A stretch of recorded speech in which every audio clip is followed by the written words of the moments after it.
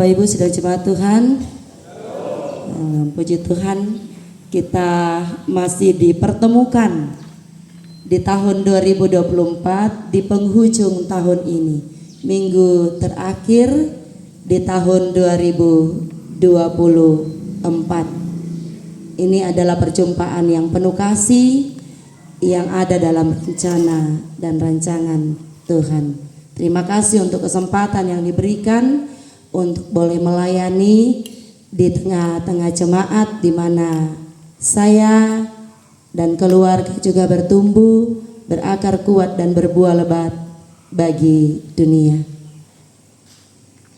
Iya, waktu malam Natal keluarga saya bilang di tengah-tengah keluarga, saya dan orang tua bersama anak-anak, kami sedang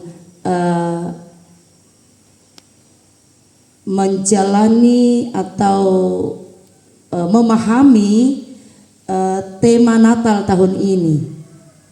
Marilah sekarang kita pergi ke Bethlehem. Ya. Terinspirasi dari tema itu, kami bersepakat untuk marilah sekarang kita ke Pengadan. Ada apa di Pengadan? Ada apa di Bethlehem? Bethlehem kota kecil di Efrata. Sederhana, tidak banyak orang mau ke sana karena dia bukan kota perdagangan. Kota kecil, tapi dari sana lahir pemimpin besar, lahir juru selamat, membuat kota itu sekarang dirindukan oleh semua orang untuk ke sana. Lalu inspirasinya bagi saya, datang ke Pengadan, kota di mana kami ada dulu dari kecil di sini. Kota ini kecil, dulu jauh dari jangkauan. Kalau mau ke Pengadan harus naik kapal laut, naik sungai, kapal kecil, sungai, speed untuk sampai ke Pengadan. Tidak ada pernah terbersit akan ada jalan darat. Pesawat ada, tapi untuk orang-orang tertentu, tidak untuk kaum-kaum biasa. Kota kecil yang terpencil jauh di Kalimantan Timur. Tidak banyak orang tahu kota ini, desa ini. Kalau teman-temanku tanya, kamu tinggal di mana? Di Pengadan. Di mana itu Pengadan? Kalau tahu Sangkuliran, kesananya lagi.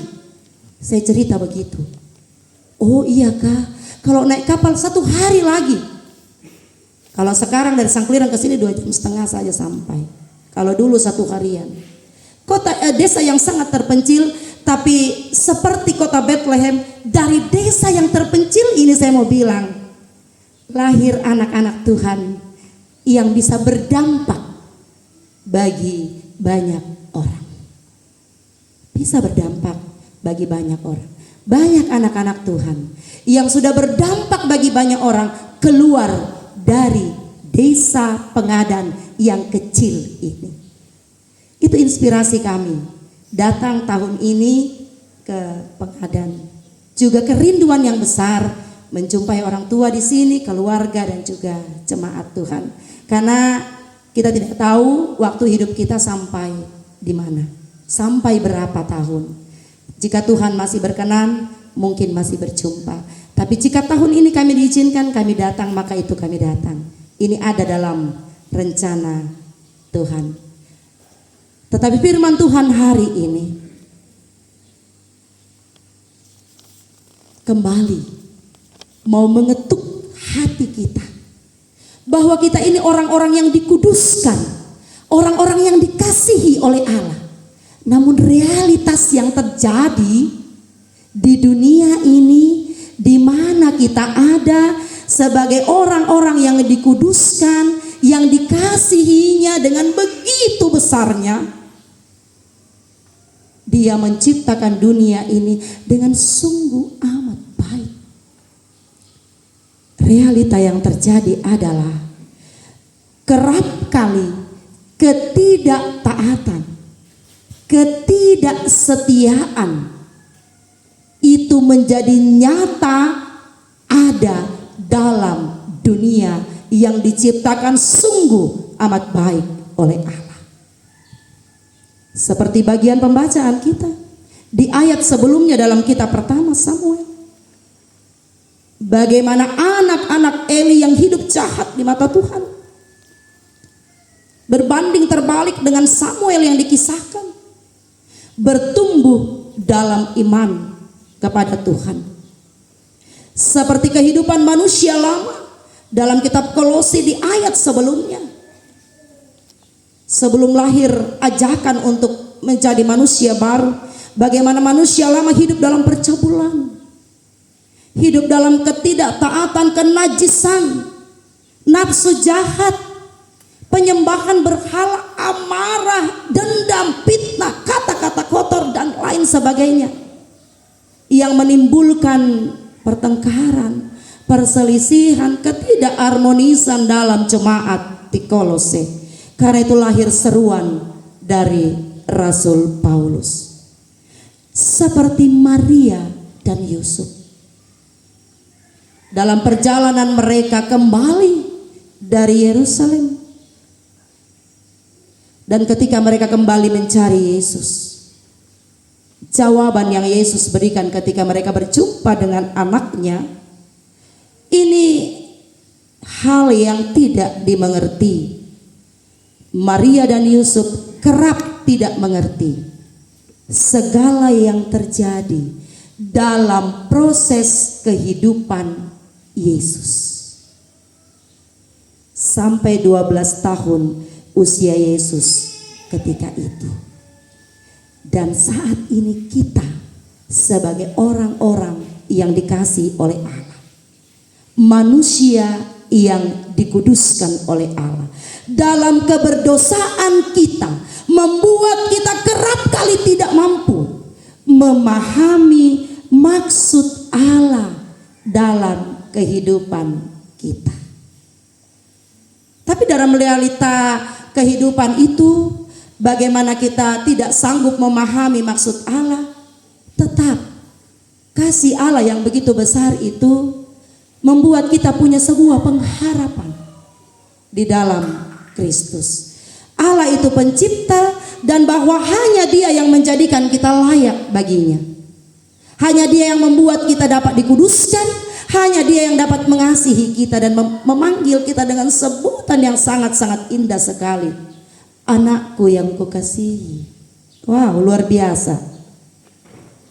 Dia yang membuat Samuel bertumbuh dalam pengenalan yang benar akan Kristus. Dia yang membuat Samuel dari kecil tinggal di bait Allah, menjadi pribadi yang disukai oleh Allah dan manusia. Kalau sekarang ditawarkan kepada orang tua yang punya anak kecil, anak-anak masih bayi, seperti Ibu Hana dulu yang sekian tahun baru kemudian dapat anak, kemudian diminta anaknya untuk tinggal di bait Allah, dipersiapkan untuk menjadi imam, pasti tidak ada yang mau. Baru ini kasihan anakku, lama aku minta sama Tuhan sampai menangis-menangis. Banyak usaha dilakukan baru ada ini anak yang diminta kepada Tuhan. Kemudian saya mau bawa ke bait Allah untuk besar di sana, tidak bisa.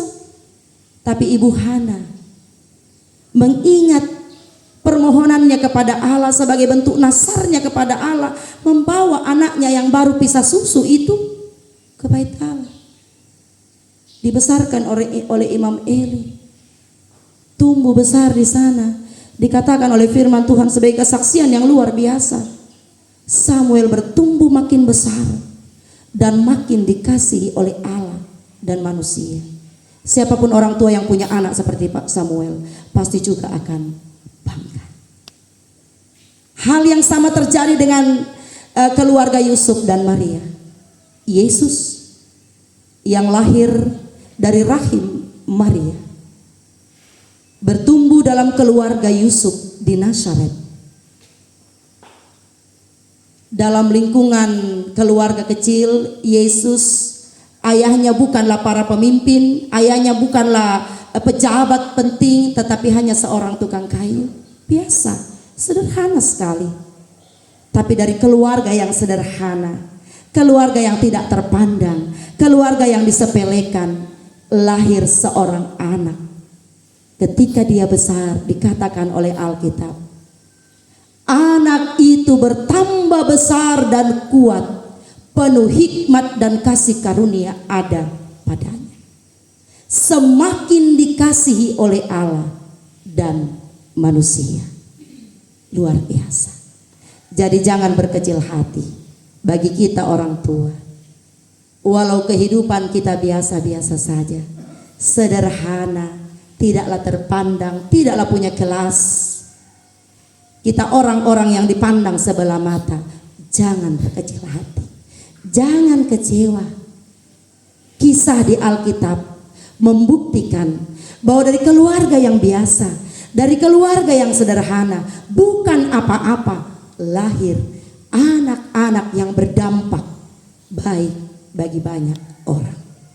Imam Eli punya anak kandung, Hofni dan Pinehas. Imam Eli seorang imam di bait Allah, pemimpin di bait Allah, di gereja. Tapi anak-anaknya mempermalukan orang tuanya. Bapak Ibu sidang jemaat yang dikasihi oleh Tuhan, Allah yang menjadikan kita orang pilihan yang dikuduskan dan dikasihinya. Hidup menjadi orang percaya juga harus mengalami pertumbuhan karakter yang baik. Dan karakter itu bertumbuh sejalan dengan iman, dengan kerohanian kita. Jadi kalau kita mengaku iman kita baik, kita rajin ke gereja setiap hari Minggu, kita rajin pelayanan ini dan itu, tetapi di luar gereja kita menjadi batu sandungan bagi orang lain, berarti ada sesuatu yang salah dengan rohani kita. Para luki kakak kaleta, kita perlu untuk introspeksi diri, lihat kembali diri kita. Apa yang sudah salah saya lakukan, saya harus perbaiki, supaya kita bisa berdampak, bisa menjadi contoh yang baik. Semakin kita mengasihi Tuhan, maka kita harus semakin mengasihi sesama dalam kehidupan kita. Ini ciri khas manusia baru. Ada pengenalan akan kasih Tuhan, berarti di sana kita ada pertobatan dan mau melakukan apa yang Tuhan kehendaki. Ini seruan yang dilakukan oleh Rasul Paulus. Karena itu sebagai orang-orang pilihan Allah yang dikuduskan dan dikasihinya, kenakanlah belas kasihan, kemurahan, kerendahan hati, kelemah lembutan, kesabaran. Dan lagi dia mengatakan, hendaklah perkataan Kristus itu diam dengan segala kekayaannya di antara kamu. Bapak Ibu Saudara, jadi jika kita hidup dengan omongan yang kasar, yang jahat, menyakiti orang lain, menggosipkan orang lain ke sana kemari hal yang tidak benar, itu berarti kita sedang merusak identitas diri kita sendiri tanpa kita sadari. Kita sementara merusak identitas diri kita sendiri yang adalah terang dan garam Kristus di dunia ini tanpa kita sadari hal itu. Jadi jika kita mengaku kehidupan kerohanian kita baik, kita menjadi malaikat di gereja lalu di luar menjadi serigala berbulu domba, maka hari ini bertobat. Hal itu tidak dapat dibiarkan terus menerus ada dalam diri kita. Tidak sehat untuk pertumbuhan iman kita. Tuhan ingin karakter kita hidup sejalan dengan apa yang kita lakukan di gereja. Karakter kita hidup sejalan dengan apa yang kita lakukan di dalam keluarga kecil kita, rumah tangga kita. Tuhan ingin karakter kita bertumbuh sejalan dengan apa yang kita perkatakan di persekutuan, sejalan dengan apa yang kita perkatakan dan lakukan di tempat kerja. Supaya dimanapun kita hadir, orang lihat kita, oh, yang dia lakukan benar-benar baik. Dimanapun kita pergi, orang merindukan kehadiran kita. Dan pasti kita semua akan merasa hidup seperti itulah yang dikenan oleh Allah sebagai pribadi-pribadi yang dikuduskan. Dikuduskan itu kita dikhususkan, ditersendirikan kita ini dikuduskan oleh Allah. Lalu kita dirangkul dalam dekapan kasih Allah. Allah datang ke dalam dunia karena dia peduli dengan kehidupan kita. Dia nggak mau ciptaannya rusak. Karena itu dia datang ke dalam dunia. Dia kuduskan kita, Dia kasihi kita, Dia korbankan dirinya untuk keselamatan kita. Apa sih lagi yang kurang yang Tuhan kerjakan dalam kehidupan kita? Gak ada. Yang kurang itu dalam diri kita, yang selalu kurang dan gak pernah bersyukur. Rasul Paulus katakan kepada jemaat di Kolose, bersyukurlah dengan setiap apa yang terjadi dalam hidupmu, yang kamu lakukan, yang kamu katakan, bersyukurlah. Ini terus menjadi inspirasi dalam kehidupan kita seharusnya sebagai orang yang dikuduskan dan dikasihi. Ada pengalaman, ini bukan pengadat, karena sejak pertengahan 93 saya sudah meninggalkan pengadan untuk sekolah di Makassar. Sesekali saja datang ke pengadan. Ini pengalaman di Samarinda, di mana saya berjemaat di sana, juga melayani di sana. Ketika saya mengajar katekisasi anak-anak yang baru bertumbuh, proses pendewasaan diri, betul-betul kusyuk mengikuti. Saat retreat kita ibadah pastoral, menangis terseduh-seduh, memohon ampun sama Tuhan. Begitu diteguhkan pengakuan iman, wajahnya berseri-seri. Saya dan dua rekan saya sebagai pengajar katekisasi, kami mengatakan puji Tuhan. Berdoa semoga anak-anak ini terus bertumbuh di dalam iman yang benar kepada Tuhan. Namun realitas yang terjadi, ini kenyataan, bukan asal ngomong saja, tapi kenyataan. Setahun kemudian ada berita sampai ke telinga. Kakak Oci masih ingat kah itu? Oh iya, kenapa? Dia sudah ke seberang. Oh, pindah gereja ke seberang kan? Tidak apa-apa kalau pindah gereja. Kan di mana kita tinggal seharusnya. Bukan itu, tapi sudah nyebrang. Oh, siapa pacarnya? Kita mulai selidiki. Setelah itu saya ajak pendeta, mari kita berkunjung ke sana. Berkunjung ke sana, berjumpa dengan orang tuanya dan anak itu. Apa kata orang tuanya? Ya, saya tidak bisa memaksa anak saya untuk ikut terus sama saya kok. Mungkin itu sudah jalannya. Oh, kami langsung berjamaah. Kalau jawaban orang tua sudah seperti itu, apalagi yang harus kami katakan? Kalau orang tua sudah mengatakan, kok itu media keinginannya, mau di apa? Itu orang pertama. Lalu kemudian anak yang lain lagi, ketika kami berkunjung, dia mengatakan, tidak, itu cuma main-main saja, tidak serius Ji. Tapi sudah tidak pernah injak gereja sejak hal itu terjadi. Di mana kami tahu yang anak kedua itu? Dari TikTok. Ada kasihan muncul di TikTok. Mudah-mudahan Bapak Ibu di sini tidak lihat di TikToknya. Dia mengaku dalam masjid. Apakah itu main-main? Menurut hemat kami, tidak. Tapi menurut orang tuanya, main-main. Tidak serius. Kalau itu tidak serius, kenapa sudah tidak muncul di gereja? Tidak ada di persekutuan pemuda, hilang. Entahlah. Kita sudah berkunjung, tetapi orang tuanya mengatakan main-main. Lalu ada lagi anak yang ketiga. Dia guru sekolah minggu. Ini tambah lagi predikatnya. PPGT, anak Tuhan, guru sekolah minggu. Kami sama sekali tidak tahu. Lalu kemudian dikatakan sudah mau menikah, tapi menikah seberang. Kita kaget.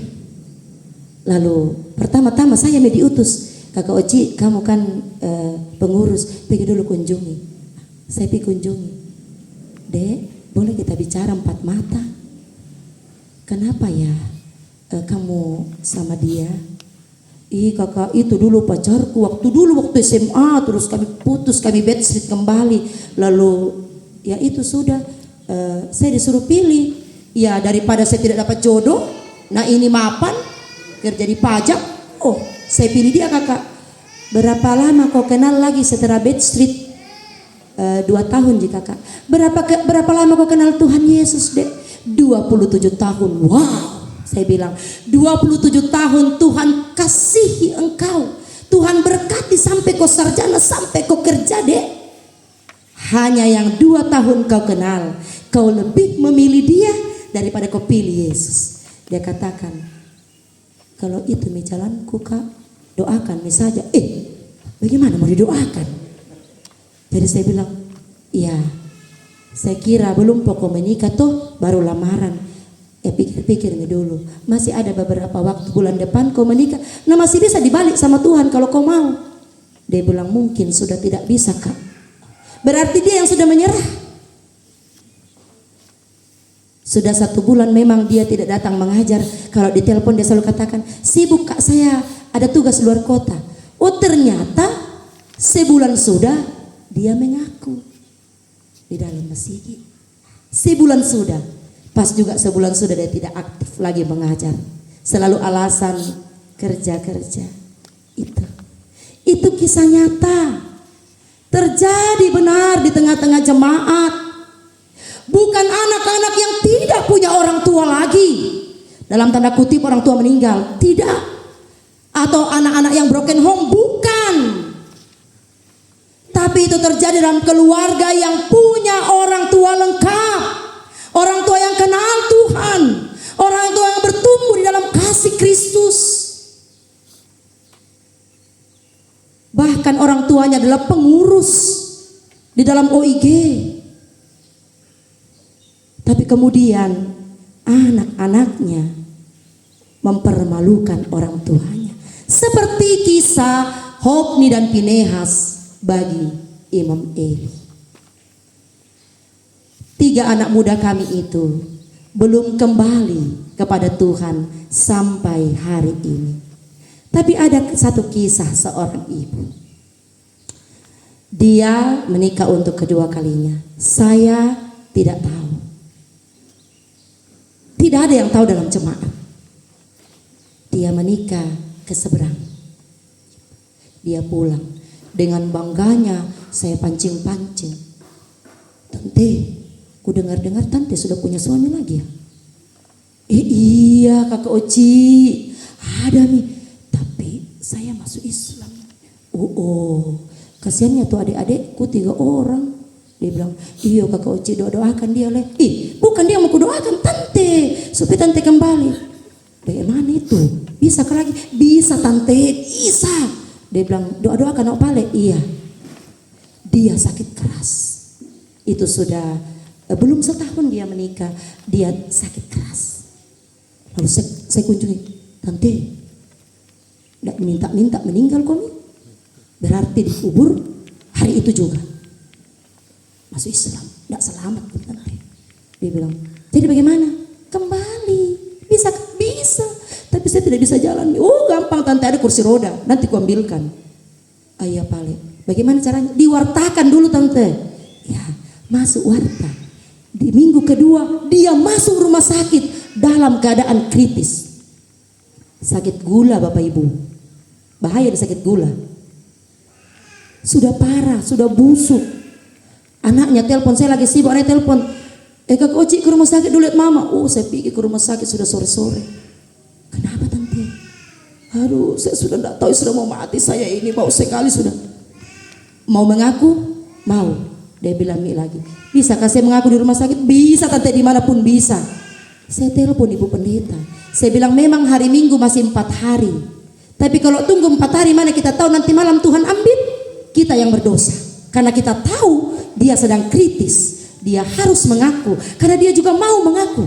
Dia sudah ikhlas, dia mau mengaku kembali. Lalu datanglah ibu pendeta.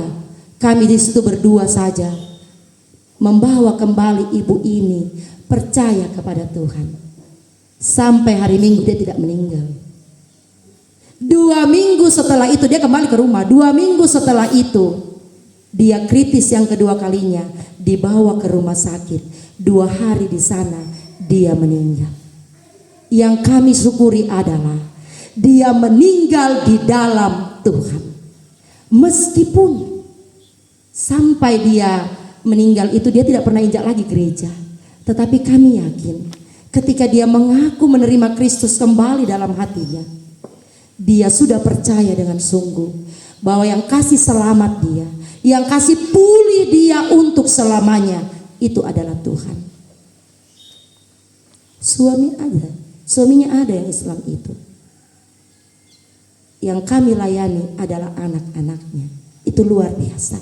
Satu pengalaman yang indah di tengah-tengah hidup berjemaat, menyaksikan bagaimana pertumbuhan iman jemaat sebagai orang-orang yang dikuduskan dan dikasihi Allah. Banyak sekali hal yang terjadi dalam kehidupan kita. Kalau Allah oleh hikmatnya di dalam Kristus menjadikan kita kudus dan dikasihinya, apa yang harus kita lakukan sebagai anak-anaknya ini? Yang pertama, baiklah semua kita memuji dan memuliakan Allah dalam kehidupan kita, bahwa dia adalah Allah yang sungguh amat baik bagi kita. Yang kedua, hiduplah dan bertumbuhlah sebagai orang yang diperkenannya dalam kehidupan kita. Kalau kita merasa kita adalah orang-orang yang diperkenan oleh Allah, maka hiduplah seturut dengan apa yang dikenan oleh Allah, apa yang Tuhan mau dalam kehidupan kita. Yang ketiga, hiduplah di dalam kasih, damai sejahtera Kristus, dan melakukan segala sesuatu dalam nama Tuhan. Kalau itu tidak sesuai dengan kehendak Tuhan, jangan lakukan. Kalau ada hal yang kita perkatakan menyinggung, kok kembali, tidak apa-apa kita minta maaf. Tidak ada salahnya kok. Kita tidak semakin rendah, kita tidak semakin di bawah kalau kita datang mengaku, kesalahan mo nina, ale tabe, salah tuh kupokada nina, ko minta maaf nak ale. Tidak ada salahnya itu. Dan yang keempat, merenungkan segala proses kehidupan yang Tuhan sudah izinkan untuk kita jalani sampai hari ini. Ya, mungkin ada banyak hal yang terjadi dalam kehidupan kita. Indahnya, tidak indahnya, manis pahitnya kehidupan mungkin terjadi. Penuh dengan liku-liku kehidupan itu mungkin ada dalam kehidupan kita sepanjang tahun 2024 ini. Tapi kalau kita mau menuliskannya, tentu yang lebih banyak adalah penyertaan Tuhan buat hidup kita. Kita tidak bisa menyangkal itu. Meskipun mungkin kita pernah berada di titik paling rendah dalam kehidupan kita, seakan-akan kita tidak bisa lagi bangun. Tapi di titik terendah itu, tangan Allah terentang, meraih tangan kita, mengangkat kita kembali, menguatkan kita, menggenggam kita, dan tidak akan pernah melepaskan kita kembali. Karena dia mau kita selalu ada bersamanya. Sebab dia sudah kuduskan dan kasihi kita. Dia tidak mau kita pergi lagi meninggalkan dia. Saya mengakhiri dengan mengutip satu perkataan dari misionaris Kristen di India yang bernama Sadhu Sundar Singh. Dia mengatakan begini, begitu mudahnya mati demi Kristus, tetapi sulit untuk hidup baginya. Ketika saya membaca kutipan ini, saya merenungkan dalam kehidupan saya, dengan begitu banyak hal yang terjadi, saya katakan benar. Orang sakit parah, dia mengaku kembali kepada Kristus, gampang. Dia mati dalam Kristus, gampang. Tapi menjalani kehidupan setiap hari, itu tidak mudah di dalam Kristus. Ada sungut-sungut, ada protes sama Tuhan, ada kecewa, ada rasa mau meninggalkan Tuhan dan sebagainya, ada pertengkaran kecil dalam keluarga, dalam persekutuan dan sebagainya. Itulah yang dikatakan begitu mudahnya mati demi Kristus, tetapi begitu sulitnya untuk hidup di dalam Kristus, untuk hidup bagi Kristus. Hanya butuh waktu 1 atau 2 jam untuk mati bagi Tuhan, tetapi untuk hidup baginya berarti mati setiap hari. Karena kita terus melakukan apa yang Tuhan kehendaki. Hari ini katakan saya bertobat, tapi keluar dari gereja dan nomo tu gosip-gosip tidak sedap didengar. Mak TP-TP muki bersungut-sungut muki, ma dosa muki. Sang minggu apa teman pengakuan. Ke dilambi siap itu sang minggu. Ini yang mau dikatakan. Karena itu Bapak Ibu saudara-saudara yang dikasih oleh Tuhan, mari bersama-sama kita benar-benar menghidupi makna dari firman Tuhan ini. Kalau kita telah dikuduskan, dikasihi oleh Allah, hidupilah itu dengan sungguh dalam ketaatan di dalam Tuhan. Iman kita akan semakin berakar kuat, bertumbuh dan berbuah lebat dimanapun kita hadir. Tuhan memberkati. Amin. Mari kita bersama-sama masuk dalam saat teduh. Tuhan, kami manusia yang lemah dan terbatas. Terkadang kami lalai akan kasih-Mu, akan kebaikan-Mu, akan perkenanan-Mu dalam kehidupan kami. Sehingga itu membuat kami jauh dari Tuhan. Membuat kami menjadi manusia yang berdosa. Tapi hari ini kami diingatkan firman-Mu. Kami ditegur firman-Mu. Kami adalah